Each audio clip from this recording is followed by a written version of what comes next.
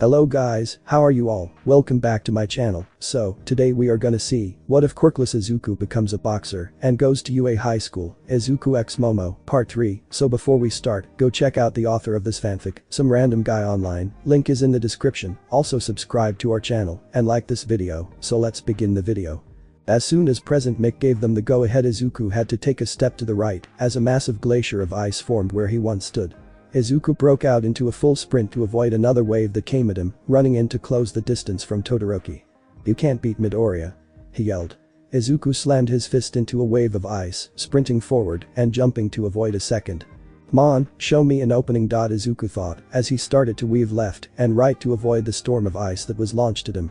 Todoroki's frustration grew because of Izuku's inability to let him win, pressing forward with even more waves of ice. Izuku leaped over the wave without activating his quirk, sliding down to it to jump just before another wave flew towards him.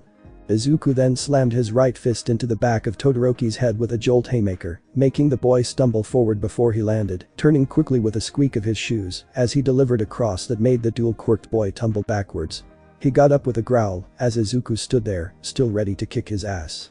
He then dashed forward, jumping at Todoroki to deliver an obvious jolt haymaker to the boy near the end of the stage. The boy recognized this, and once the boxer was in the air, shot a pillar of ice upwards to freeze him. To his surprise, he was met instead with the boxer kicking off the ice as it flew towards him as he prepared another move. Todoroki watched as Izuku landed on his right foot with his right fist wound back, left landing afterwards, and immediately propelling him forward, fist outstretched. Todoroki created a shield with his ice, but the boxer plowed through that, the punch continuing into his face and sending him flying back.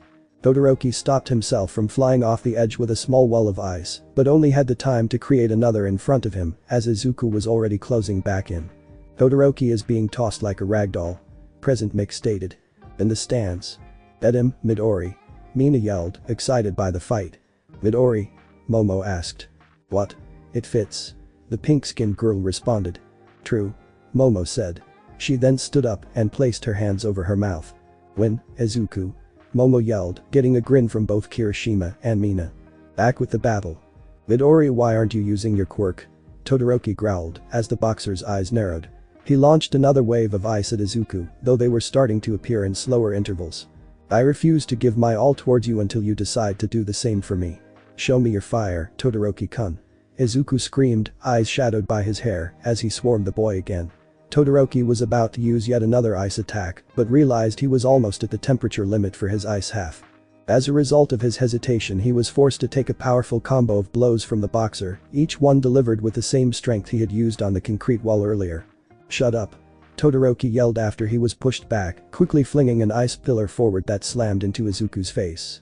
Todoroki saw that as his chance to freeze him and rushed in, but instead was met with a punch that sent him flying to the floor with a triple backflip. "We need to see that again," President Mick yelled. Todoroki took a glance at the screens, which replayed the scene, starting with a hit to the boxer's face. It zoomed in and played it again in slow motion, where instead of a pillar hitting him in the face, he smirked and started to move backwards as it grazed the tips of his hair, right arm maneuvering for an uppercut that ended in a straight upwards punch to the face as Todoroki fell for his trap. "Sendo smash," Izuku thought while performing the move.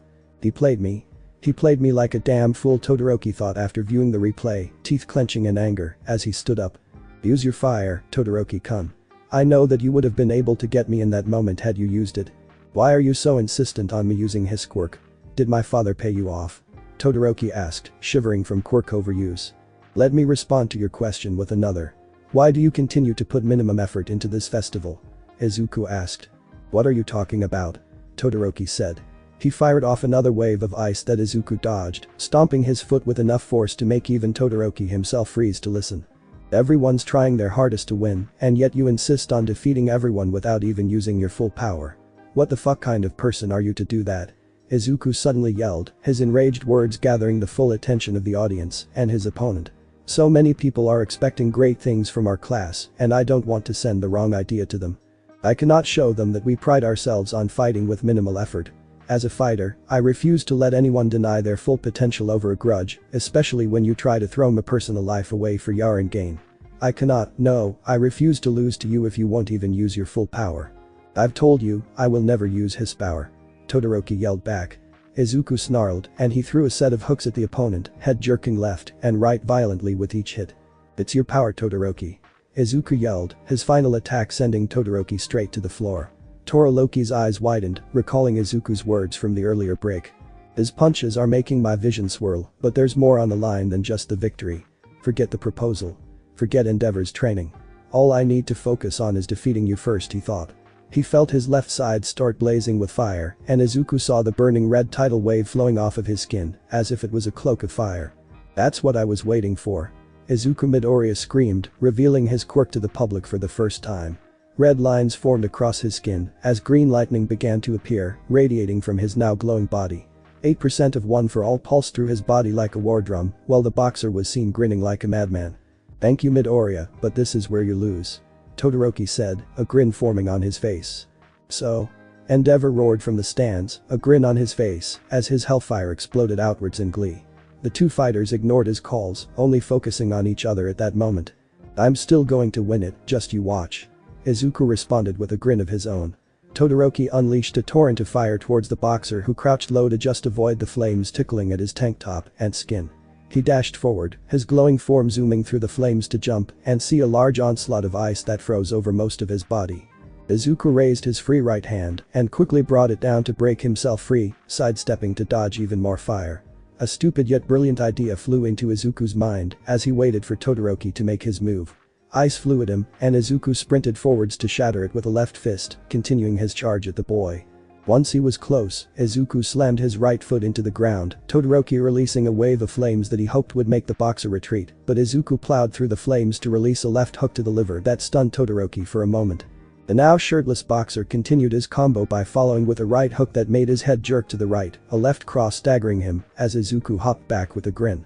"Corkscrew," Izuku said, his left fist pulled into his side.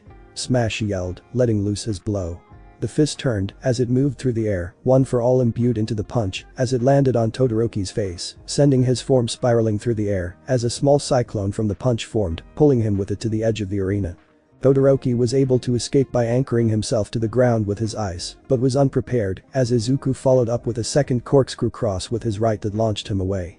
Todoroki landed on the floor in a roll, but stood up a moment later. "This is it," Izuku yelled, going way over his maximum to be surrounded by 15% of one for all, body shaking slightly from the excess power.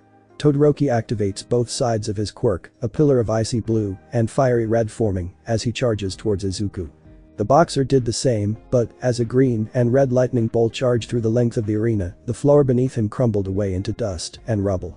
"They'll kill each other if the next hit lands," Samantha said.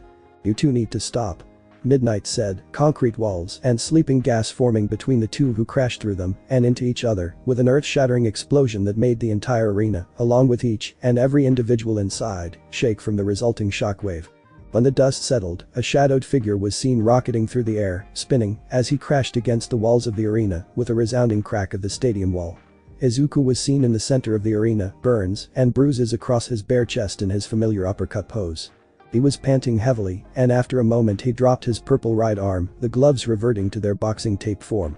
Todoroki was seen as the smoke cleared, stuck in the wall and unconscious. "The winner is Izuku. Midoriya." Present Mick yelled, applause and thunderous screams of approval joining in a moment later. Izuku saw Todoroki be taken out with a stretcher, still panting with exhaustion before a robot helped carry him out of the arena as he also fell. Later, Izuku woke up half an hour later on an infirmary bed, clutching his head with one of his hands as he sat up. He unwrapped his hands, rubbing them and looking out the window. Apparently there was a 2-hour break given to the students and audience for repairs to the arena and preparing the final competitors, giving him time to rest before the final fight. He looked to his left to see Todoroki still unconscious in the bed next to him and that the infirmary was empty. He then noticed recovery girl come in some time later, looking at both him and the unconscious boy. "I already healed you too, so don't worry about that. However, don't go so overboard next time. I won't heal you if you do," she said, leaving the room as the two rested. Todoroki left as soon as he had woken up as he had to deal with something involving Endeavor first. He heard a familiar voice through the door afterwards, smiling as he knew who it was. "Izuku, can I come in?" Momo asked through the door. "Sure. I don't see why not," he said, jaw dropping, as soon as his new girlfriend entered the room. As soon as she stepped through the door, Izuku could only stare as she was wearing a nurse outfit. Not a regular one, however. Momo's outfit consisted of a white nurse cap and a skin-tight white coat that stopped around her waist, highlighting the voluptuous curve of her hips. The top was open, showing the top half of her generous natural assets. He looked towards her long, creamy legs to discover that the coat was the only thing she was wearing from the waist down. Later, after a little more cuddling between them, the pair decided to get dressed and prepare for the final battle of the festival. The last battle will occur in 5 minutes. Fighters, get ready. President Mick announced, getting the attention of Izuku.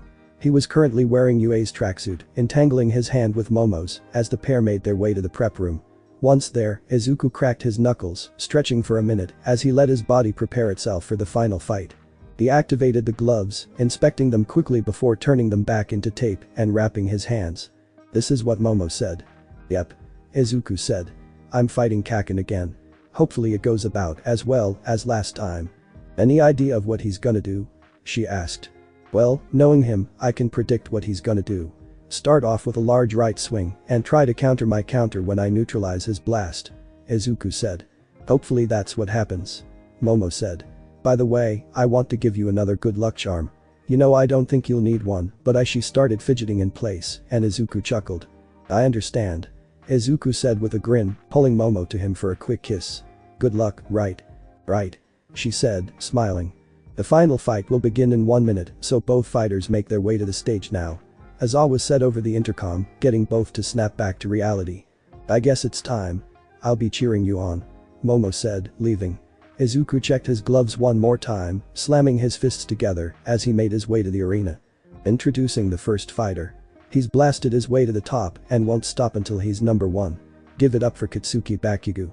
President Mick yelled as the crowd was welcomed to the determined teeth-clenched scowl adorning the face of the blonde boy, stepping into the arena with his hands ready. And our final combatant enters. He's punched and punched and punched, but nothing can break his will. He's gunning for the top, and I'm willing to bet money that he'll make it through this battle too. Everyone, give it up for Midoriya Izuku. President Mick screamed as Izuku entered the arena. Izuku held up his fists, hyping up the crowd by simply standing in his ready stance. He looked around at the crowd, focusing solely on his opponent afterwards as he looked ahead to Bakugo. He silenced the crowd with a stomp to the floor, Bakugo's glare increasing as Izuku did something many of them saw as strange. Izuku raised both fists into the sky with a roar, and at this point Aizawa could only grin in his own way. He's really calling one, huh? Aizawa asked rhetorically. Wait, what's the kid doing? President Mick asked as the audience focused on Aizawa's words. I remember being at a junior middleweight match a year or so ago when another boxer did the same. Aizawa said. That doesn't answer the question. What's he doing? President Mick asked. He's declaring a knockout. Aizawa said. A ring out is impossible at this point. Midoriya is not fighting to compete anymore. He's fighting to win. The arena was in shock at the declaration, except for one. So what? Bakugo yelled. I am going to win. I don't care who believes in you, I'll kill you, and then kill them too. He screamed. Izuku lowered his arms and moved them close to his face. Try it. He said, the rising tension between the two bringing forth excitement and anticipation. Now then. It's the final battle, so give them one they'll never forget. Fight. President Mick yelled, prompting Bakugo to start off with a savage rush towards Izuku. Die. He yelled, right arm going for a wide right swing. It came towards the boxer, who batted it aside with a left fist, his right aiming for his face. Bakugo recognized this and tried to counter with a blast from his left, but Izuku neutralized the move with a quick jab to the attacking appendage, followed by a wide low swing that crashed into his gut. Bakugo grit his teeth and hopped back. Why the hell aren't you fighting me seriously? Use your quirk so I can prove I'm the strongest.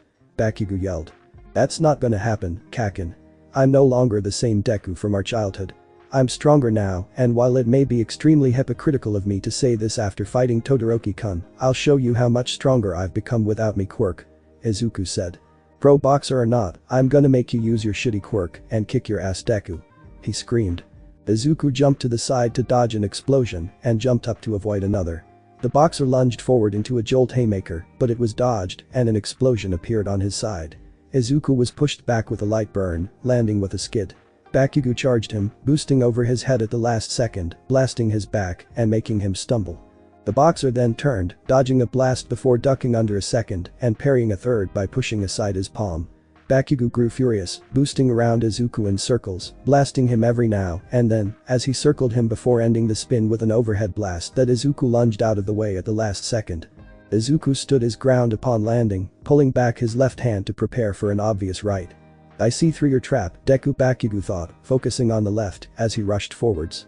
He boosted towards the boy and moved as the left hook appeared out of almost nowhere, Izuku's eyes widening. Bakugo grabbed him by the collar and slammed him on the ground behind him, hitting him with a large explosion as he was on the ground. Izuku slowly stood and Bakugo slugged him across the face to stun him before blasting himself away to release his final blast. "You're wide open. Die," Bakugo yelled as he charged at the boy. Howitzer impact. He charged forward as a spiraling rocket of explosions and was about to bring forth a palm that would deliver the final blow. It touched Izuku's chest and Bakugo grinned. The second the sparks formed and the explosion shook the arena, he realized that his hand was touching air. Izuku was suddenly at his left, a grin of his own forming as his right fist was reeled back. "I can't stop it," Bakugo thought, the smoke from the blast just clearing as Izuku's right fist swung viciously upwards towards his left side, open due to the arm of that side releasing the final blast. "Beat this Kamigawa smash," Izuku screamed, one for all not being used as his fist made impact with Bakugo's side beyond his full strength as he put his entire body into the hit. Bakugo, as well as the arena, froze at the sound of shattering wood or perhaps a shotgun blast. In reality it was the shattering of Bakugo's ribcage as the left side of it was utterly demolished by Izuku's punch. He flew away due to the raw strength that was put behind the explosive impact, barreling across the floor to the edge of the arena. He skidded to a stop right at the edge of the arena, medical drones immediately coming to take him out for healing. If one were to look closely they would see the indent of Izuku's fist, surrounded by a circle, indicating that he was strong enough to leave the mark of his fist boxing glove. Izuku stood there, deactivating his right glove, as the audience realized that there was blood dripping down from his now open hand, signifying that Bakugo's ribcage wasn't the only thing that broke. The boxer continued on anyways, raising his other hand into the air, his wrapped fist followed by the roars of the audience shaking the arena. I can't believe it. In one powerful blow, Izuku Midoriya has taken the top spot of the sports festival. Present Mick screamed. Congratulations to Midoriya Izuku of Class 1A. After a final 30-minute preparation period we will begin the closing ceremony. Aizawa was said as the audience fanned out and Izuku was taken to Recovery Girl once more. Later, Izuku woke up, a stinging feeling in his right hand as the rest of his body felt numb. He looked at it to see a scar going across the back, wrapping around just before the palm.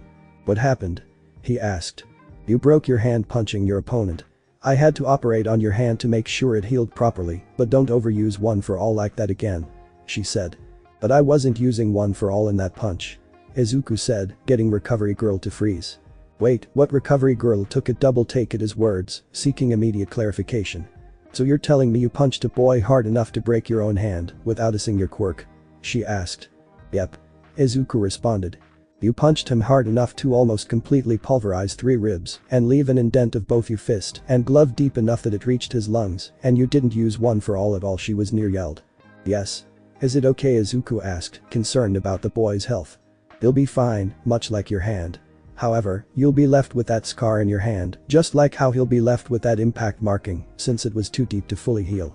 Use it as a reminder to not punch so hard, yeah," the Recovery Girl said. "That Bakugo boy was healed first, so he's already at the arena for the ending ceremony. You should make your way there too." She hopped off her stool and turned back at him just before cleaning up the room.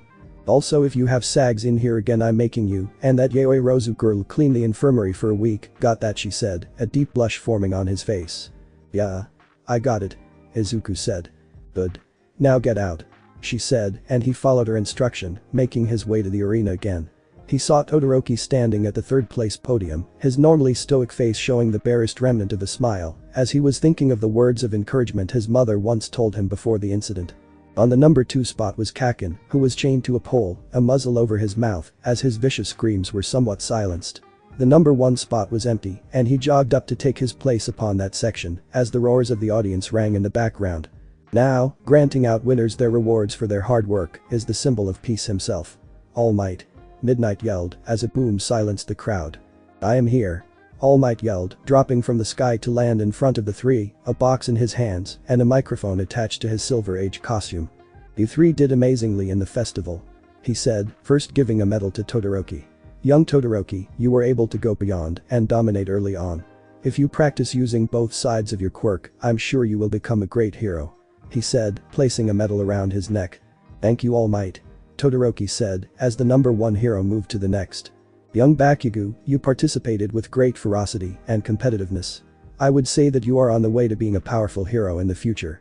He tried placing the medal around his neck, but the blonde boy kept moving until All Might just placed the medal around his muzzle. He finally moved onto Izuku, and the boxer could swear his trademark grin grew just a little larger.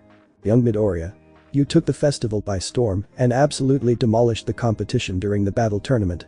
I believe that if you keep training, keep fighting for your beliefs, and continue to have that heroic attitude, you can surely become one of the greatest heroes. Once again, congratulations, young Midoriya," All Might said, placing the medal around his neck. After a final message from Present Mick, All Might and Midnight, the sports festival finally drew to a close. It was the night after the sports festival, and 3 girls were lying on one's massive bed, a laptop in front of the trio displaying a scary movie.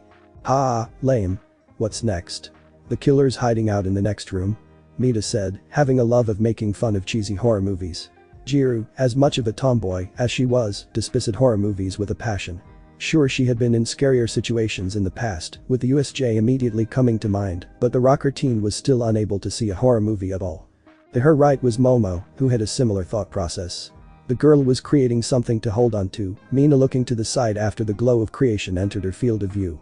Upon seeing what Momo had created, the pink girl paused the movie with a smug grin. Well. Looks like Momo-chan here's got herself a boyfriend, she said with a teasing edge in her voice, Jiru turning to see the blushing heiress holding a body pillow of Izuku, fists up, and a determined look on his face. "Oh, I see how it is," Jiru said, a similar smirk on her face, as well. Momo noticed what she had created, a fierce blush forming, as she tossed the pillow aside. "Let's just focus on the movie," Momo said, causing Jiru to pale slightly and Mina to grin. "Alright then, but don't think I'll forget this," Mina said in a playfully dramatic tone. She continued the movie afterwards, the sounds of 2 screams and a laugh resounding through the manor. The next day. Izuku, the day after the sports festival, was found in the Mustafu General Hospital, where he was seated at the bedside of his sleeping mother. With a small smile, he placed his hand on her forehead as he remembered all that happened to make him who he was today. 10 years ago. Mom. A young green-haired boy said, rushing to the kitchen to see his mother, who was smiling at her son. "Happy birthday, Izuku." Inko greeted the boy, hopping up and down excitedly in his All Might honesty. "Can we go to the doctor to see if I got my quirk yet?" he asked, Inko stopping him with a hand to the head. "Not yet, Izuku. Let's get you cleaned up and fed, and then we'll go see what quirk you have," she said. "Yes, Mom," the little boy said, rushing to the bathroom. Inko looked at his retreating form, her smile dropping slightly. He wants to be a hero, but an equally dangerous sport has gained his attention, she said to herself, seeing the child-sized red boxing gloves that hung from a hook. She walked over to a chair, taking a seat as she looked at the TV, noting that a boxing match was playing. One of the men had 4 gloved arms, as the other had long springs for his arms, the one with springs launching with them to avoid the other's block. Seeing the saliva and blood drop from the flying fists only made Inko feel worried. She remembered the day he first saw a match with his very own eyes. She remembered the look of awe and the excitement in his eyes, but most of all, she recalled the fear she felt when he said, "Can I do that too?" Inko knew that saying no would have ended his interest there, and she would not have had to worry about him getting hurt. But seeing his excitement made her get him a pair of small red gloves. Maybe he'll get a quirk that will help her change her mind, she thought, a glimmer of hope within the mother. Then they went to the doctor to check what quirk he would get. "Sorry kid, but you're not getting a quirk anytime soon," the shorter man said. "What?" the young Izuku said. "Yeah. Normally, children that possess quirks would lack a second joint in their pinky toe, however your child has that joint," he said to Inko, as the woman spoke up. "Surely there's been a mistake," she said. "Nope. He's quirkless," the man said. "If he ever got a quirk, it would be because of a miracle." Upon returning home, Inko spotted her son sitting in front of the computer, watching a video. Within it was All Might's debut in Japan, people on and under both arms, a raging fire doing nothing to them in the background as the number 1 hero had saved them all. She saw him turn around and her heart nearly broke. "Can I be a hero?" he asked, tears already spilling from his eyes. In another universe, Inko would have run to him and apologized for not being able to give him a quirk to inherit, but this was not the time nor place for that. Her son needed support, and by God she would give it to him. "Izuku, I believe you can do it," Inko said, and the boy's crying stopped. "Really?" he asked. "Really?" Inko said. As much as she wanted Izuku to stop and do something much less dangerous, she decided to give Izuku a chance. And looking at the little red gloves dangling from the hook, she knew exactly how to do it. 4 years later. That's it, keep it up. A man said, as an 8-year-old Izuku was seen punching a pair of boxing mitts found on his hands. Inko had tried to get him lessons immediately so he could protect himself, but every gym they found said he was too young or had turned him away for being quirkless. As a result, they had to wait until he was at least 6 to enroll. He had been training here for the past 2 years, though because he was so young it was only basic stances and punches. I can still move. Little Izuku yelled, his tiny body throwing 10 more punches before he collapsed onto the floor, exhausted. Midoriya-san, you're doing good. However, I need you to hit harder. Can you do that? The man asked. I can do that. Izuku said, panting. Good. We're done for today, so rest up. The coach said, walking away. Inko walked up to her child, who was pulling off the smaller gloves. How was Izuku? She asked, as Izuku put on his All Might jacket. It was good. I'm having a ton of fun. Izuku said. Really? I'm glad then. Inko then led Izuku out of the gym to their car. How is school? It's okay. Kaken doesn't bother me as much anymore. The boy said. And why is that? She asked. He was going to attack another student, but I protected him by punching Kaken. The teachers didn't like it though, and now they said they were going to kick me out if I punched him again. He said, as Inko grew angry. But you were defending yourself, weren't you? She asked. I was. But his friends told the teachers that I hit him first. Izuku said. I'm going to have that entire school board under investigation for discrimination against a quirkless student. She thought. Am I in trouble? Izuku asked. She looked at her son and smiled. Sweetie, no, of course not. Mommy will never be mad at you for hitting people as long as you're protecting yourself or protecting someone else. Inko said, and the boy smiled. Thanks, Mom. Izuku said, as the two left the gym, traveling back home after a few more errands in the nearby Hasar area. 4 more years later. Izuku dodged a right hook, landing a sharp jab on the opponent. He swerved away from an uppercut, but wasn't able to see the follow-up right straight that caught him in the face. He stumbled back, but was still able to block a left cross and another right hook, ducking under a corkscrew cross that surely would have brought him to the realm of unconsciousness. He's in my range, Izuku thought. Attack, he yelled mentally, a fierce punch connecting to the opponent's face as they were sent flying into the ropes, rebounding off to take one dazed wild swing that could only hit the air as his coach for the past 6 years hit the mat. The winner of the final test spar is Izuku Midoriya. One gym member said as Izuku took off his gloves. Removing the headpiece, he turned to see his coach stand up, grinning. Congratulations, Midoriya-kun. You passed. He said, grabbing a box from someone. You'll be leaving the gym now, huh? I may be leaving, but I'll definitely return. You can count on it. Izuku said, sticking out his fist. The coach bumped it and handed him the box in his gloved hands. Take this, it's a goodbye present from all of us. He said. Thank you, Dudley-kun. I'll see you around. He said, as the man fixed his suspenders. Izuku walked out of Dudley's gym, opening the box to reveal a model car, much like the one the gym's owner drove. Accompanying it was a set of weights, as well as a photo of 6-year-old Izuku throwing his first punch and one of his current 12-year-old self, standing in the same position that his younger self did. He closed the box, making his way to the train out of Hosu back to Musatafu, where his mom was waiting. Welcome home, Izuku. Inko said. How did it go? I won. Izuku said, handing her the box. She took the photos and placed them on the fridge. Oh Izuku, that's wonderful. I'm so proud of you. Inko said. Why don't you put the other things you got back in your room? Will I make some celebratory katsudon? Izuku's eyes lit up, rushing to put away his stuff as his favorite food was being made. How was school this time? If I recall, the last time I asked you that you were 8. She said. School's been going much better compared to back then. I've been able to keep ahead of my work and I was able to stop some bullies from hurting an underclass student. He said. Although Kaken is still making everyone ignore me. I thought Mitsuki had talked to him already. But let's not focus on that right now. My little boxer won his final spar, so he must be given a proper reward. Here you go. Inko said, placing down a bowl of the boy's favorite food. She chuckled when he tore into the meal without mercy, clearly hungry from his most recent spar. I knew those lessons would pay off. Inko said. Izuku, while still having the dream of becoming a hero, had put that dream on the back burner as boxing was his main focus now. He turned on the TV just in time to catch the ending of the featherweight title match. I did it. The man on the screen yelled, having claimed the title of Japanese featherweight champion. The tan man raised both arms into the air with glee, and Inko saw a look of longing on the boy's face. "Mom, do you still think I can do that someday?"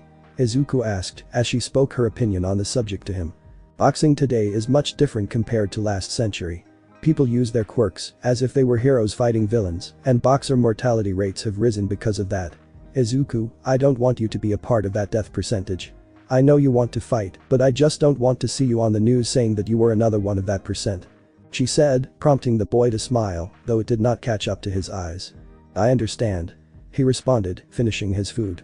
Later that evening, Izuku was seen in his room.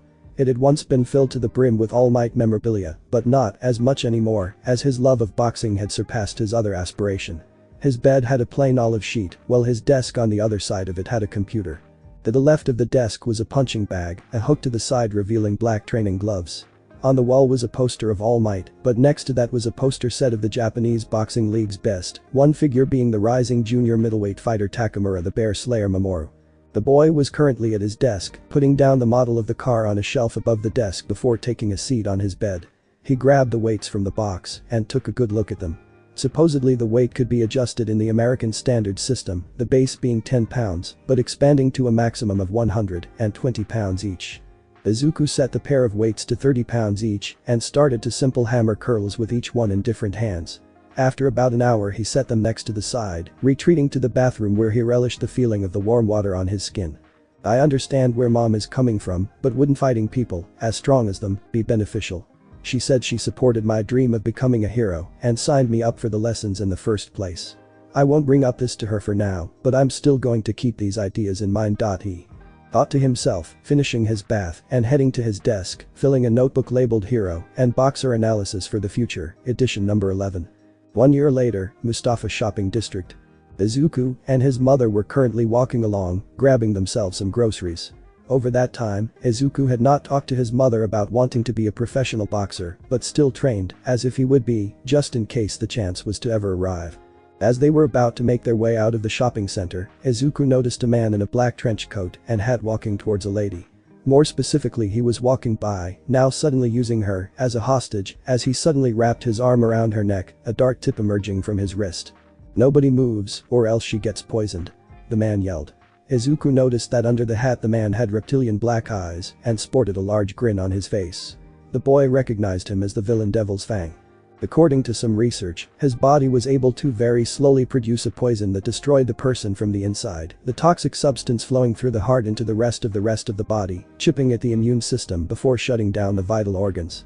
Thankfully, he could only use it once per every 2 years, as all the poison in his body loses its effect as soon as he uses it once, the end of the second year being when the poison is at its maximum lethality. As a result, his victim count was lower than other major villains. That didn't make him any less dangerous though. "Throw all of your valuables to me, or she dies," Devil's Fang said, as many people around him did exactly that. Izuku however decided otherwise as he pulled out his wallet. He motioned to put it down, but after having the fundamentals of feigns and counters literally beat into him, he was able to separate the man from his hostage before rushing in by suddenly throwing his wallet at his head, breaking skin. He pushed the woman back towards the crowd and put up his fists, the villain grinning in response. "Nasty move, that was. Now I only have one needle. Looks like you're gonna be my lucky victim," he said, flicking his wrist at the boy who saw the dart flying towards him. He dodged and moved in to slam his fist into the man's temple, but the sound of a familiar person crying out in pain stopped him. He turned around to see his mother fall to one knee, the mark of the needle grazing her skin apparent on her torn sleeve. "Not deadly enough to kill just yet, but it will if you don't get her some medical attention soon," he said, the grin growing wider as Izuku rushed to help his mother. That gave the villain some time to escape as Izuku's eyes began to water. He held her in his arms, some tears beginning to spill as he looked at the crowd. "Don't just fucking stand there, do something," he screamed as one called an ambulance. The rest of the crowd continued to be bystanders as the ambulance arrived, paramedics exiting to place her on a stretcher. Will she be okay?" Izuku asked. "We'll see. We're still working on an antidote to Devil's Fang's poison, but there is a treatment we'll put her under to delay the effects until a cure is found," the paramedic said. "Do you have anyone to go to?" "I'll manage," Izuku said. 1 year later, Dudley's gym. After the incident, Izuku was able to remain living in his house thanks to Dudley providing enough money for him to live off of. However, it was not enough to cover Inko's hospital bill, leaving Izuku stuck financially on that part. On top of that, his attitude was much different than when he stepped in and out of that gym. In school he was much more volatile, and when his mother was mentioned his anger rivaled that of Bakugo himself, leading to a few fights on campus. Unfortunately Izuku could not gain any more money from Dudley at this time, since he had just embarked on a quest to get back his father's car. The boy was currently spotted on a punching bag in the familiar gym, each blow rattling the chains of the bag, as he continued to imagine Devil's Fang on the receiving end of his fists. With a vicious roar he threw his last punch at the bag, the force resulting in it smashing into the back wall, the sound of the door opening afterwards garnering the boy's attention. He saw a figure enter, with glasses and tan skin revealing themselves in the form of a man in a brown suit and tie. "Hello there, kid. My name is Hansu Kaido. Your old coach Dudley asked me to give you this," he said, handing the 13-year-old a letter. "Dear Midoriya-kun. I regret to inform you that this journey of mine has taken longer than imagined. I am giving the gym to Kaido, as he is a trusted friend of mine who will be able to keep it running for a long time. He will hopefully be able to help you provide for you and your mother as well. Signed, Dudley." After reading the letter, Izuku looked at the man with a questioning glint in his eye. "Don't worry Midoriya-san, I know exactly how we can make enough money to keep the gym afloat and cover your mom's bills," he said. "Is this by any chance legal?" Izuku asked. "It's perfectly legal," Kaido said, his face freezing for a moment. "At least, it's legal. How do you feel about punching grown men for cash in a boxing ring?" "I have newfound anger issues and the desire to save my mother. Of course I'm fine with it," Izuku said, eyes shining with determination. "Great. Now, Dudley drilled the basics into you. What I'm going to do is throw in so much more. You'll be winning fights by round 3 after this. Trust me. Now then, let's begin." He looked up after cleaning his glasses to see Izuku already in the sparring ring, head cover on, and gloved hands up. "So, what are we waiting for?" Izuku asked, getting the man to grin. "Heh. Not bad, kid. Hot bad at all," Kaido said, throwing off his blazer and tie and rolling up his sleeves. "Present." Izuku stood up, wiping a tear from his eye as he turned to see Inko's doctor.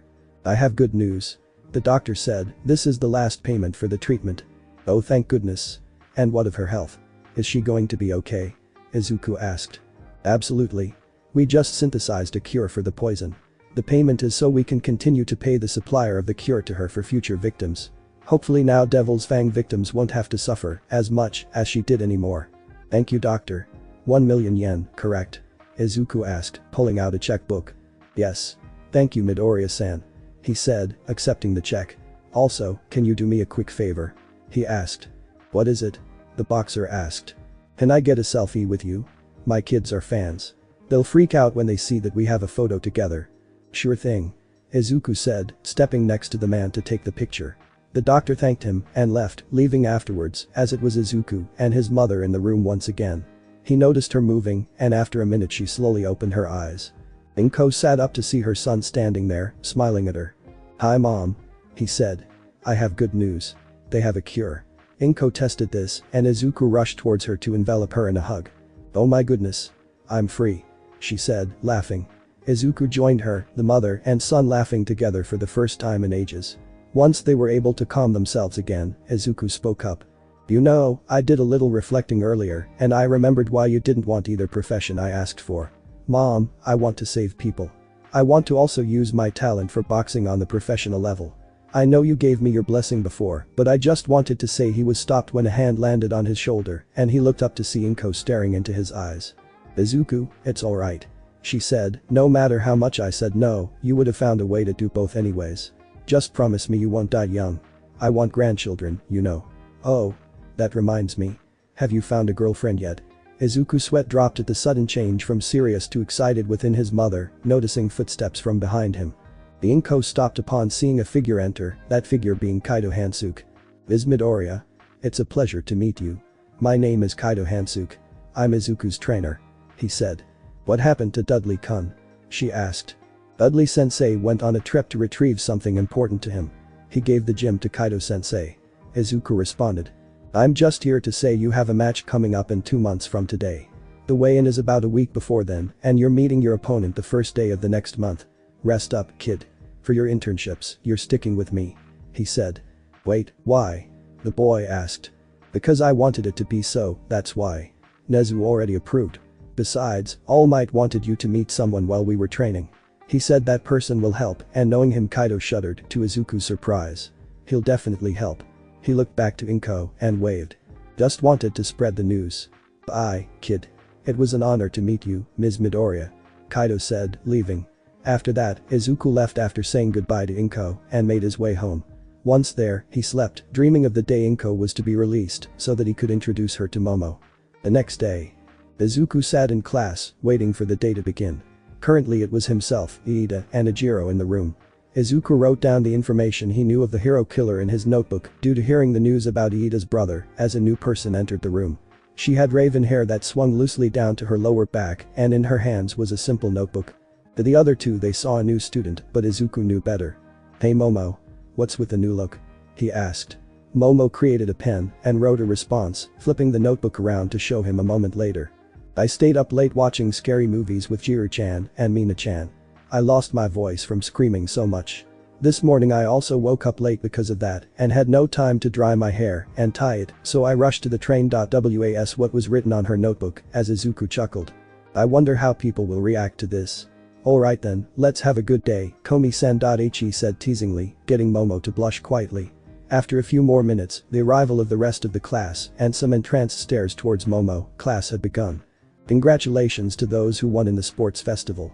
Now then, you students have been spotted by the pro heroes during this event. Some have decided they wanted you to intern under them for a week.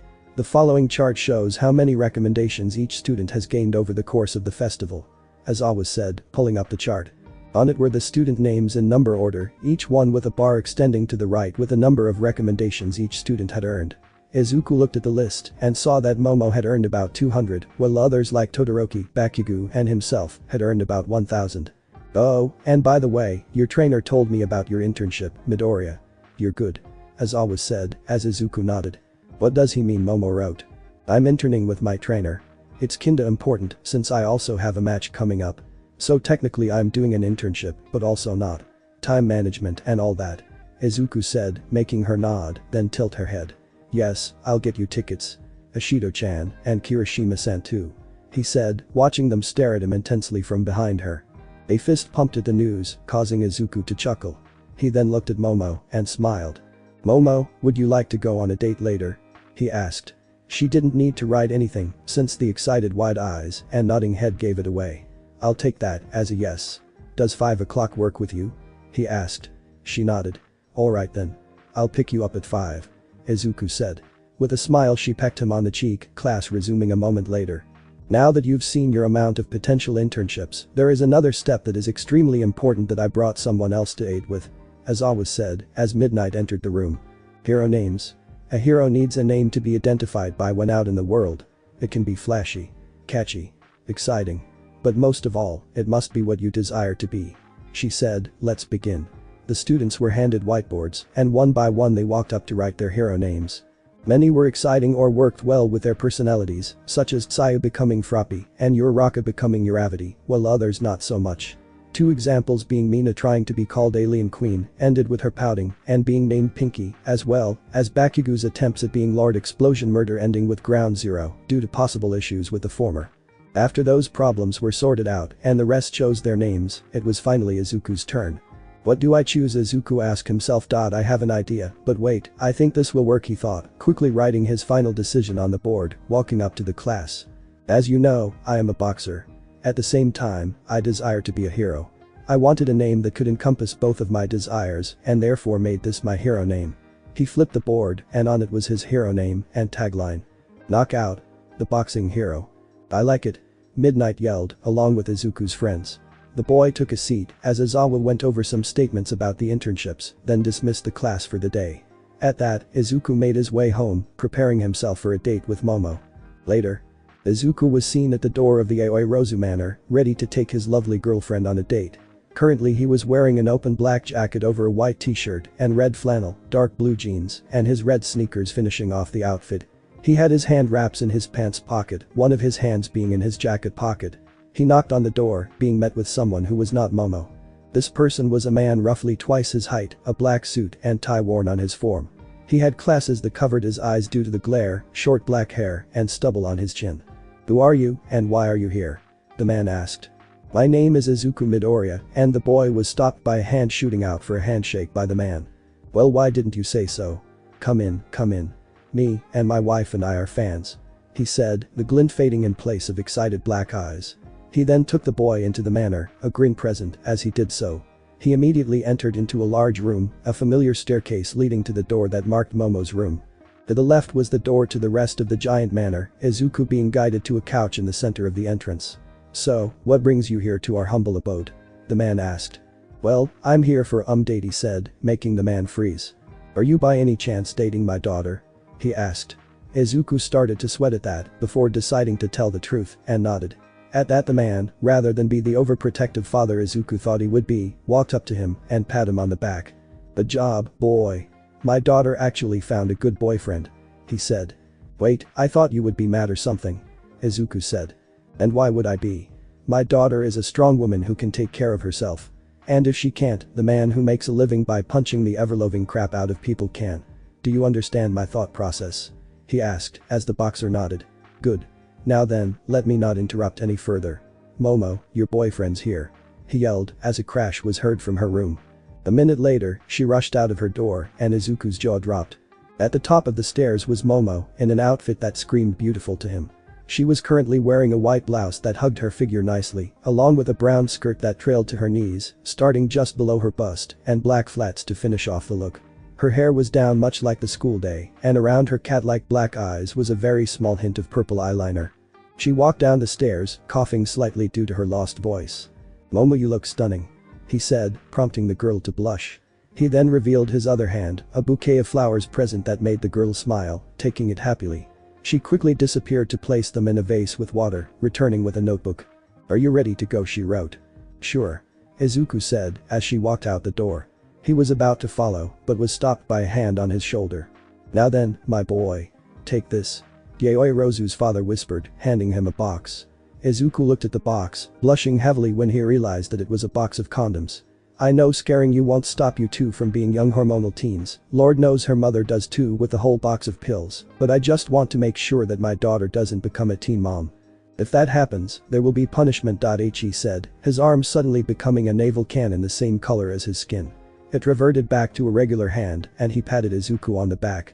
Have a fun date for you two. Make sure my daughter comes home at a reasonable hour, he said as Izuku left. He made his way to Momo, who was holding up her notebook. What happened with you and Dad? She asked. Oh, nothing. Just a warning, is all, he said. Momo then clung onto his arm, smiling cutely as she pressed herself into him. Doesn't matter now because we're here and not there. She wrote. Fair point. Before we start our date, let me ask you something. You want to show people that you belong with the rest of the class, right? He asked. Yes, why? She wrote. I have the perfect way you can do that, Izuku said. How? Momo, how would you like to learn boxing? At an undisclosed warehouse. Bodies lined the floor of the facility, each one killed by a force of nature. The walls were slightly corroded, claw marks near the holes from the corroded walls. Currently seen tearing apart a folder labeled Devil's Fang, Toxin Entity was a pure black creature. It was roughly the same size as All Might, though instead of being muscular it was rather lanky, glowing green veins on its body, leading to a beak that oddly displayed a permanent grin. The Nomu had a set of 3 claws coming from both of its wrists, each one dripping a green liquid that corroded the floor when it landed. Next to it was Shigaraki Tamura, who was displaying a feral grin beneath the hand he used as a mask. We heavily debuff the enemy now. Good. Now we can get that stupid lug on our side for another tank. Our party's slowly coming together now, he said, a black portal opening behind him into the boiler room. Shigaraki grabbed a military-grade grenade from Kurogiri, holding the explosive with his pinky out. He pulled the pin and threw it behind him, walking back into the portal with Nomu at his side. When it exploded it took the boiler with it, causing a chain reaction that destroyed the facility in a grand shower of fire and brimstone. Momo, how would you like to learn boxing? Izuku asked, immediately making the girl stop in thought. After debating in her head for a moment, she wrote out a response to him.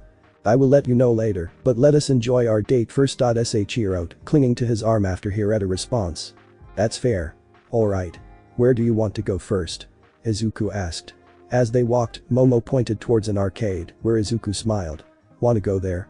When she nodded, he entered, and they marveled at the place.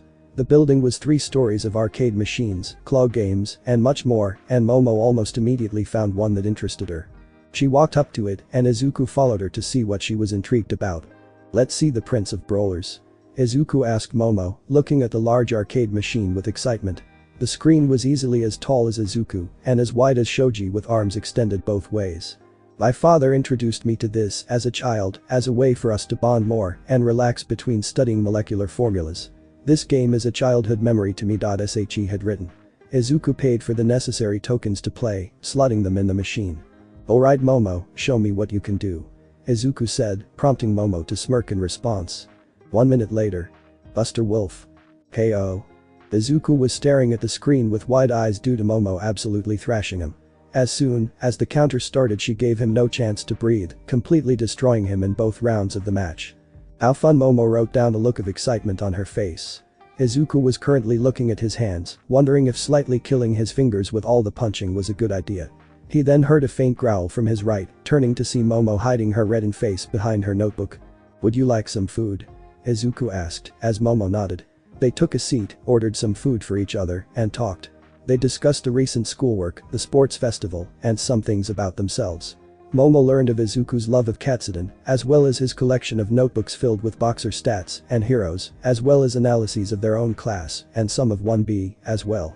Izuku learned that Momo's family company had been the creators of Quirk-specific clothing and manufacturing, and that her family business began during the second generation of Quirk society.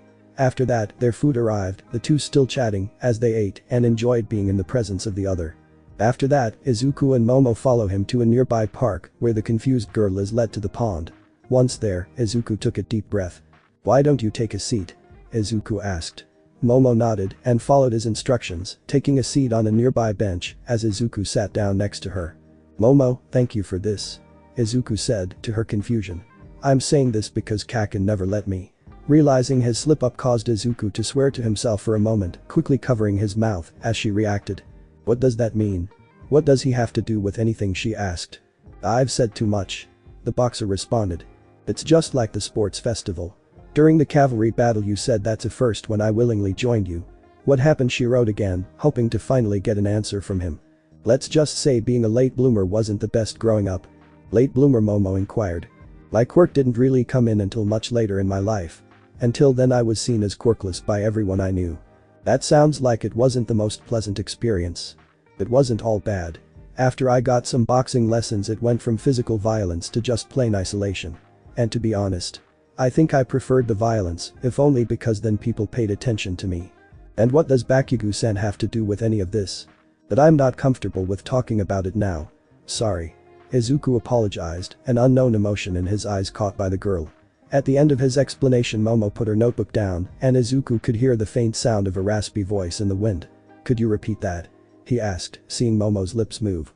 "You're the strongest person I know, Izuku," Momo said again, and Izuku's blush returned tenfold. He then smiled, wrapping his lovely girlfriend within his arms, lips right next to her ear. "I love you Momo," Izuku responded, and Momo blushed as well. He backed away from her ear and Momo quickly pecked his lips. Afterwards the couple continued to talk and continued to enjoy each other's company before he had to walk her home. At this point it was the evening and, as they walked through the city, Izuku noticed the stares from some men and women towards Momo, prompting him to walk closer to her. The girl shrugged and continued to cling to his arm as they made their way to the Aoirozu manor. He dropped her off with a kiss goodbye and returned home to see that he had received a text message from Kaido. He wanted the boxer to make his way to the gym the next day and Izuku quickly responded by saying he would. He then slept, waking up the next morning to catch the train to Hosu. Later. Izuku opened the door to the Hansuke boxing gym, seeing his mentor already standing in the ring. "Get in here, kid," Kaido said, and Izuku did exactly that. He wrapped his hands, removed his tracksuit and put on his gloves as he stepped into the ring. "What was the call for?" Izuku asked. "Well, me and All Might have decided that it's time to get you some increased training," Kaido said. "Why?" the boxer asked. "Your style is good and there is definitely a lot of power in your punches. However, even with one for all you focus more on the strength of your punches and tend to dodge every blow. Well that is good, it sets you up for being a glass cannon," Kaido said. "So in order to remedy that, I'm going to help you not only be faster, but also be able to take more punishment than any boxer, let alone hero, should have to endure." Izuku nodded at that, fixing the laces of his gloves with his teeth and swung his arms in circles. Alright, first you need to place your back on the turnbuckle. To make sure you'll be durable enough to take punches later, you'll need to take them now. Izuku knew where this was going and gulped, but followed the directions anyways. Kaido fixed his own gloves as Izuku wrapped his arms around the ropes connecting to the turnbuckle as his mentor began to start hammering away at his chest with punches. Blow after blow Kaido punched away at the boy's abdomen, the boy gritting his teeth and tightening his abs to endure the pain of his mentor, showing that despite the years he still had his old strength. Minutes passed, and eventually Kaido stopped, handing Izuku a towel to wipe the sweat off his brow. His torso felt like it was on fire, rubbing it with his glove during his 10 minutes of rest. After that Kaido made Izuku do a new training routine, focusing on strengthening his legs and his body more, while also adopting a new training method for defense. "What's that for?" Izuku asked, noticing that in front of him was a tennis ball machine, with the gym's mechanic tinkering away at it. "Kid, this is what I call the greatest idea I've ever had," he said, as the mechanic left after finishing modifications. Instead of tennis balls Kaido loaded in a crate of boxing gloves, the machine whirring to life. "You're going to either learn to parry these hands, or you're going to get hit by them. You understand?" "Sure," Izuku said, feeling the complete opposite of his words. "Oh, and I almost forgot. You can't block. Now go," Kaido said, turning it on with a whirring noise. The machine fired gloves at a speed comparable to All Might, and Izuku's eyes widened. He threw a few punches, getting some of the incoming gloves to fly out of the air and harmlessly to the floor, and was ready to punch another until thanks a glove slammed into his face, another into his headgear, and another into his now bruised gut almost instantly. He tried to re-establish a rhythm to start parrying the flying fists, but he had no time to do so as they continued to slam into his form. A minute later, he was seen sprawled on the floor with spirals in his eyes. "You tried," Kaido said. He helped the kid up as he reloaded the gloves into the machine. "This is gonna be training for the next few days, or at least until you can take it while standing." "Great," Izuku said as he panted. He stood up and dusted himself off, shaking his head before lifting his arms up. "Alright, I think I can go another round or two," he said, and Kaido grinned as he turned on the machine again. 5 days later. Over the next few days, Izuku had started to push his limits to the test. The inclusion of more sets of arm and leg exercises caused his arms and legs to burn more than ever before. Curls, squats, sit-throughs, deadlifts, anything that could increase arm and leg strength he did. Full body sets were incorporated too, but mostly through the endurance training he got by having Kaido drill into his torso with punches. This only increased his desire to learn parrying against Kaido's machine, due to the desire to not aggravate his already damaged body between training sessions. The first time he tried to test the machine again, he ended up on the mat with ice on his gut and a 2-day break to recover. The next time he tried he was able to last a little longer, though he went down just as fast after about 10 more seconds. Upon trying to figure out how to deflect the onslaught, the boxer delved into research about full cowling, coming to a quick realization. Normally he only used it on his muscles and bones, allowing him to gain the speed and strength to fight like he did against Todoroki. However, if he used it on other places. The next morning Midoriya Izuku entered the gym, a large grin on his face, as he walked up to Kaido. "Show me the machine, Kaido-sensei. I want to test something I discovered last night," he said, prompting the man to smirk. "Oh? You want to try again? Last time you tried it, we found you in the ring the next morning still knocked out. If you want to try though, be my guest," he said, setting up the machine. "Ready?" he asked as Izuku slammed his gloves together. The mentor could see in his student's eyes the familiar light in them, signifying that the boy was more than alive and ready to go. He turned on the machine and Izuku's grin widened as his mentor shot out a first burst of 24 gloves. "One for all 6 cents," Izuku yelled, activating 10%.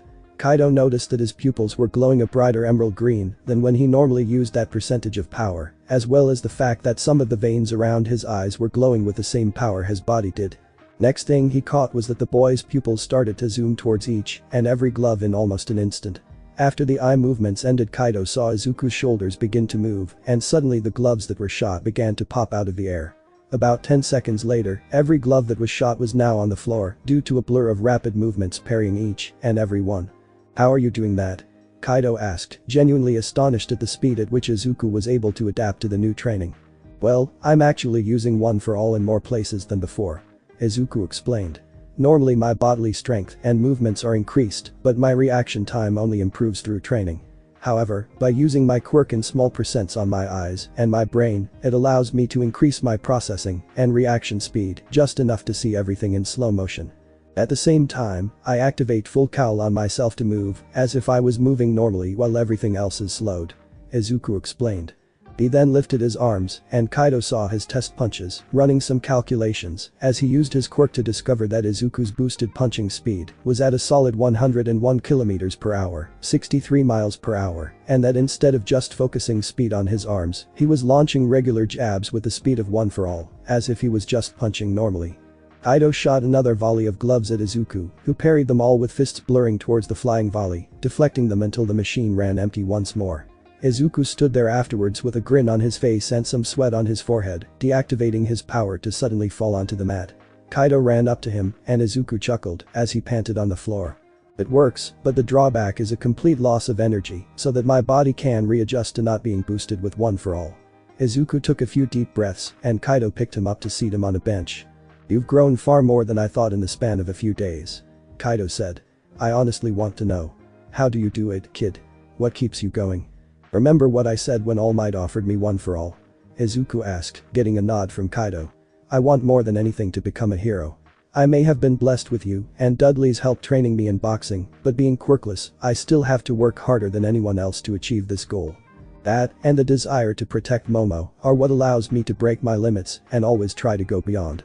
And that is another reason why I requested All Might check you out. Kaido said, gaining Izuku's surprise. Yep.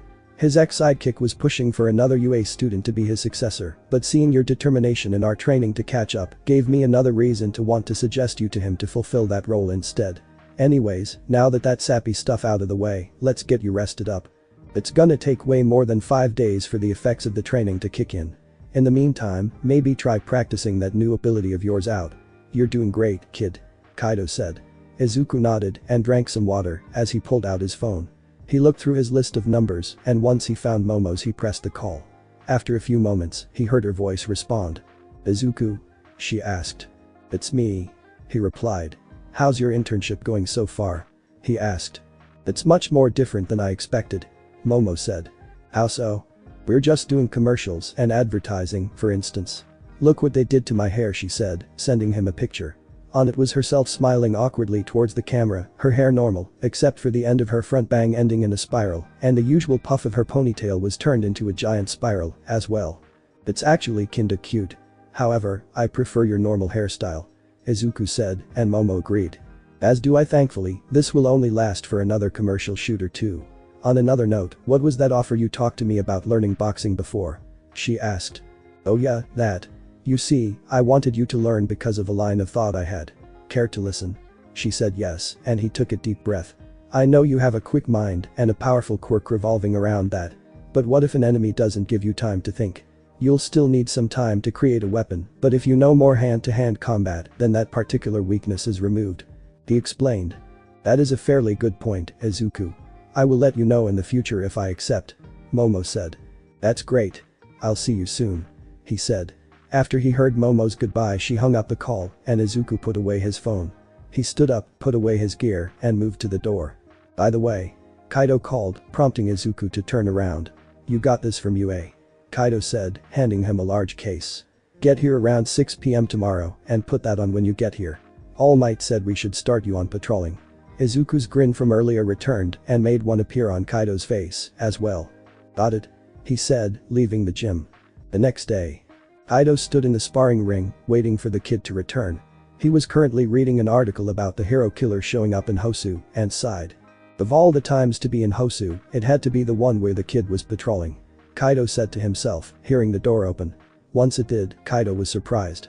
Izuku stepped in, and instead of his green shorts and black tank top, he was wearing something very similar, yet very different. Izuku was standing there in his current training outfit, but indents almost completely hidden to the naked eye, revealed that there was light armor weaved into the forearms to enhance his blocking against blunt and metal weapons. The same went for his hood and torso, weaved with thin armor, capable of protecting him from small caliber bullets with a minor weight increase, and around his hands was the same tape gifted to him by his girlfriend. Good to see you sticking to your roots, kid. Kaido commented. Thanks. The armor's supposed to be super flexible and light to not interfere with my punches. It feels like I'm just wearing the shirt right now. Izuku said, taking a few hops and bouncing in his usual position. I hope that works out for you. Since I'm not technically a hero, All Might told me you have to go out on your own. However, he introduced me to his master, who will be the one taking you on the patrol. He said, and behind him emerged a short old man with large yellow boots and a tan costume, a black mask over his eyes. Who are you supposed to be? The old man asked Izuku. Knockout. Izuku said, slamming his wrapped fists together. The man grinned and looked at Kaido. I like him already. Call me Gran Torino, kid. We're going to be scouting the city for crime tonight. I heard you have control over old Toshinori's quirk. Let's see if you can keep up. Gran Torino said, as he suddenly began bouncing around the gym. Izuku noticed holes on the bottom of the man's boots, which most likely were for his quirk. Izuku activated One for All, and, as the old man bounced out the door, Izuku followed suit. In the city, Izuku jumped across roofs and ran between buildings, while Gran Torino bounced over around some objects using his air jets. The two stopped for a moment as Gran Torino pulled out Toyaki from out of nowhere. Good to see the Kaido drilled proper use of that quirk into you, cause I know Toshinori wouldn't have on his own. A hero on patrol usually is the one looking for crime to stop. That means also being as thorough as possible in the event that a lazy patrol allows some villain activity to be done. When you do encounter villains, always make sure they have been defeated before trying to secure them. Izuku nodded, and before Gran Torino could bite into his food, the pair was shaken by a nearby explosion. Let's go. Izuku said, as Gran Torino nodded. The two ran to the scene, and Izuku's eyes widened as Momo was seen causing havoc in the center hall. Some heroes were seen battling the giant monster, one of them being the number 2 hero Endeavor. Izuku charged up One for All to give them a hand, but was stopped by Gran Torino. I can take care of this.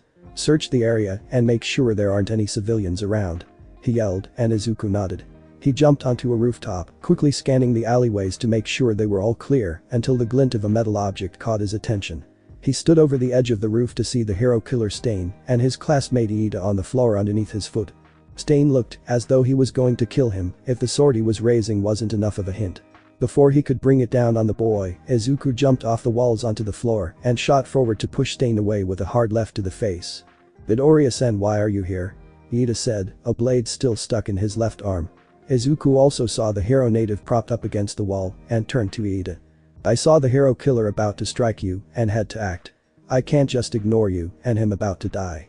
Izuku said, turning off one of his gloves and reaching into his hoodie's pocket.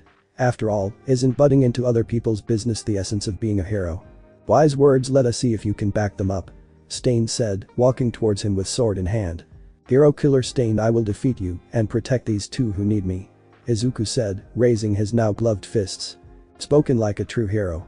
But know this. The weaker one will be called. Stain then released a wave of bloodlust towards the boxer, who stood his ground regardless due to the boxing matches he had been in before. Izuku put his hands up in defiance to this challenge, and Stain grinned. He threw 2 knives, and Izuku used the armor on his forearms to deflect them as he charged forward. Stain swung his sword, and Izuku ducked under him to rush in and deliver a 1-2 combo that made Stain take a few steps back. Ah, he hits hard, the hero killer thought, changing strategies. Stain threw 2 more knives and slashed with his sword, but Izuku used One for All at 10% to enter the hero killer's guard and slam a fist into Stain's side. The hero killer nearly doubled over at the strength of the punch, but while he was bending, he was able to quickly scratch Izuku with another of his many hidden knives before taking a hard right to the face that sent him flying into the other end of the alley. He won't be down for long.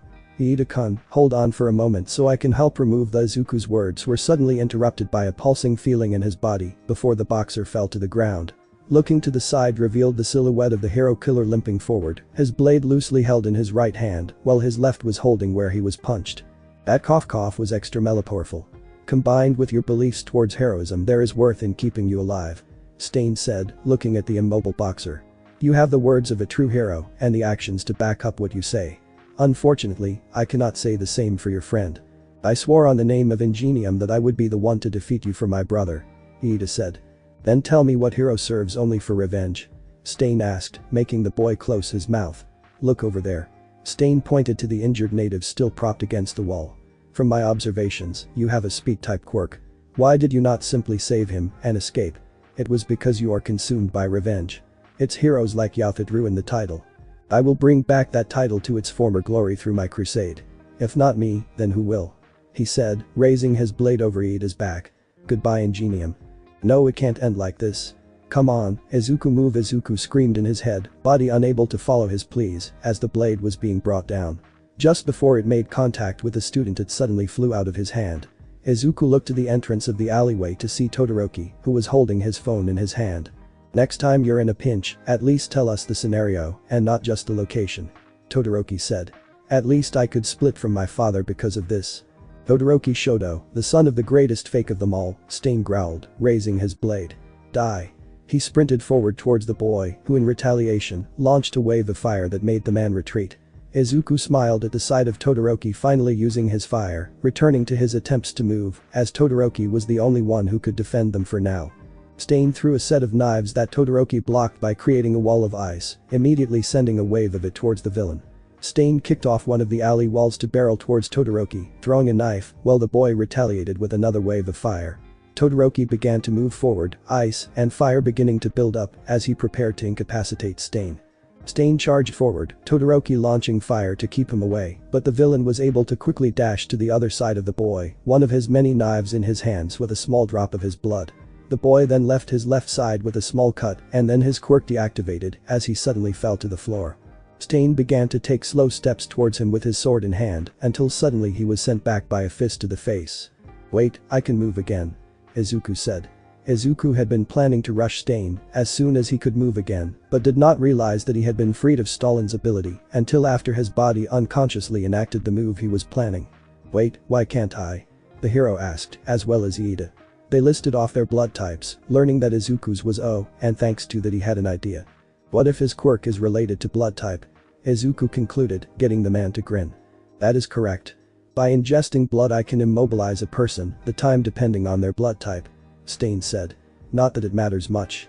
I will continue my crusade against these fraud society calls heroes, even if it costs me my life," Stain said, swinging his sword at Izuku. The boy parried the incoming slash with his glove and staggered Stain with 2 quick jabs to the face. Izuku then drove his right fist into Stain's stomach, doubling him over to be open to anything he could throw at him. Afterwards Izuku began to move faster, at an enhanced speed, and the 2 other students at the scene saw Izuku's eyes glowing brighter than before. "I need to take him out before he can hurt anyone else here. Even if I throw myself out of commission for a while, I need to make sure they're safe. One for all 6 cents," Izuku thought. Stain hopped back to throw a volley of knives, but 6 cents made them slow enough for Izuku to walk right past them and get to the villain again. He hit Stain with an uppercut that made him fly backwards, but he flipped midair onto his feet and threw more blades in retaliation. Izuku anticipated where they were going with his heightened reaction speed and ran forward, dodging them as he pushed forward. He rolled under another thrown blade, and once Stain was in his range, the hero killer noticed the boy's eyes glowing a brilliant green. "Here we go," Izuku yelled, beginning to throw a series of blows towards the villain. He started with a left hook to the chin, the strength amplified by the wide swing it took to make contact. He then followed it up with an underhand right uppercut to the body, followed by a stomp of his right foot as Izuku threw a plethora of hard blows to Stain's body. When he was certain that Stain would be stunned for a short moment, he began to spin in a motion that Iida and Todoroki could recognize from the USJ. Stain tried to anticipate where Izuku would spin, but the combination of him swerving between his blind spots and the enhancement of his quirk made Izuku almost invisible at that speed, despite not moving his lower body at all. Each hit to Stain felt like he was getting hit by a car, the strength possessed by the boy in front of him, starting to make his vision hazy.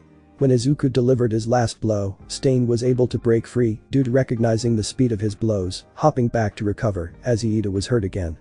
"Stop it. Why are you helping me?" Iida asked as Izuku took a few more ragged breaths. "It's because that's what a hero would do," Izuku said, still standing despite the lack of stamina due to 6th sense. Iida's eyes widened as he recalled what his original goal for being a hero was. "That's right, I wanted to be like my brother because he was an honest human and a great hero, not for revenge," Iida said, slowly rising to his feet. "Thank you, Midoriya-san. I think now I can make my family proud. Remember the name Ingenium, villain. For that is the name of the hero who will defeat you," Iida yelled as Stain's pained expression grew into pure anger. "Nobody can change hearts that fast. You are a fake who will be culled with the others for the sake of a better society," Stain yelled. "Recipro burst," Iida yelled, dashing in with a flying kick to Stain's face, sending him flying back. Iida ran in to deliver 2 spinning kicks to Stain, and Izuku, who was watching, had an idea. "Iida-san. Use your leg engines mid-air. I think it can help your kicks," he said, and Iida nodded. He dodged a blade and jumped at Stain to kick, activating his burst just before it landed. Recipro Tornado Iida said the boost allowed him to deliver 7 devastating kicks as he spun. Izuku was able to recover and, as Iida launched Stain into the air, Izuku sprinted up and jumped at him, charging one for all into his fist. At the same time, Iida ran up to the hero killer thanks to an ice ramp made by Todoroki, jumping off the wall with the engine in his right leg activating. But this fist, Izuku said. But this leg, Iida said at the same time. We will defeat you, the two yelled in unison as a glove made contact with his face and a leg made contact with his side. The two blows made Stain spin as he landed to the floor, this time finally unconscious. Izuku's stamina finally ran out afterwards and he collapsed to the floor as well, panting. Midoriya-san, I hardly know you and yet you have done so much for me. Thank you. Iida said as the boxer grinned. You're welcome. I'd do anything to help my classmates. He responded. The hero who was injured at the scene, Native, picked up Izuku as he expressed his gratitude. Thanks kid, we would have been dead if not for you coming in to save us. He said. Endeavor and a group of heroes arrived shortly after as Izuku, Iida, and Todoroki tied up the hero killer beforehand. They were discussing the battle with Stain to Endeavor when all of a sudden a winged Nomu flew in from the sky to snatch up Izuku from Native's grasp. The heroes at the scene tried to run up to the creature, but a thrown blade caused some blood from the monster to fall, Stain catching it with his tongue. The creature fell, and Stain dashed forward to catch Izuku, laying him down before driving his blade into the creature's brain to kill it. He's taken hostage. One hero yelled. They were about to move in, but the raw bloodlust exerted by Stain kept them rooted in place, fearful for their lives. I will take back the meaning of the word hero. Stain yelled, as everyone at the scene stared in shock. Society is full of fakers claiming to be heroes. Come at me.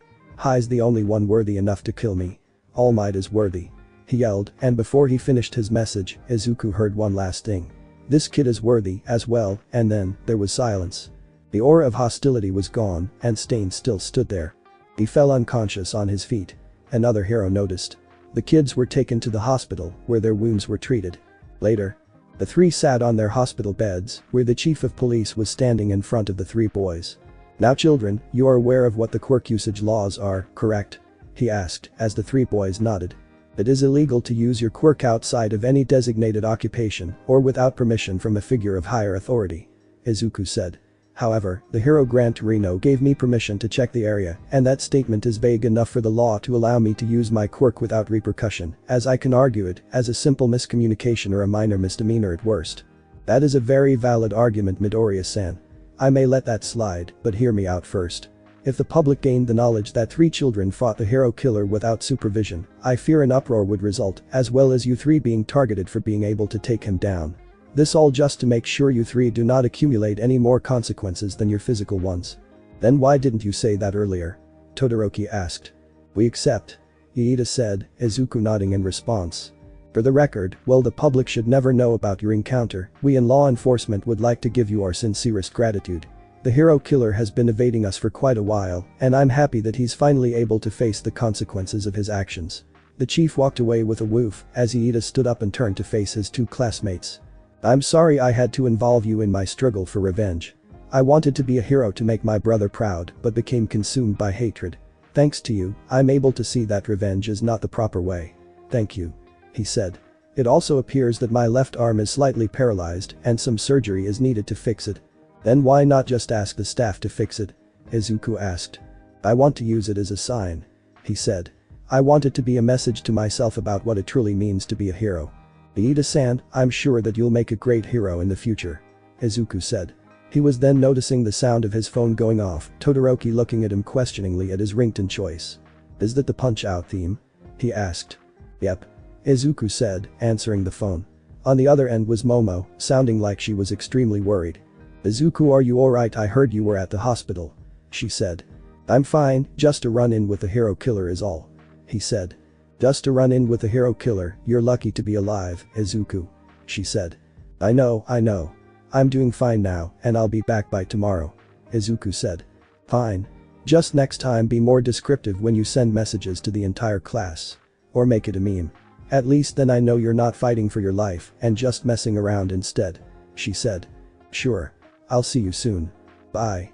He said, ending the call after her goodbye. You have a very caring girlfriend, Midoriya-san. Todoroki said. Yeah, Momo's very kind. It's part of what I love about her. Izuku said. Todoroki put a hand on his shoulder, confusing the boxer. Remind me to never piss her off again. Todoroki said with a light shudder. She might be a little pissed at me after the whole sports festival thing, and seeing as you're dating her, it reminds me to never mess with people who fight for a living. I don't hold it against you anymore. It's all cool, Todoroki-san. Izuku said, as he let out a breath of relief. Wait, Izuku said, slightly panicked. What is it? The dual-colored boy asked. My weigh-in's tomorrow. Izuku said. UA, the next day. In the meeting room for the UA staff, Nezu, and every pro-hero teacher was assembled, from Izawa to Ectoplasm to Blood King, everyone who taught or had a part in the hero course was there. I would like to discuss the recent hero killer meeting by 3 of 1A's students and the implications of it, Nezu said. As we all know, the hero killer was a very dangerous man who traveled from city to city, killing heroes in order to make sure others would know his ideology. The recent run-in with our students almost cost them their lives. I say we initiate the dorm system. Why? Blood King inquired.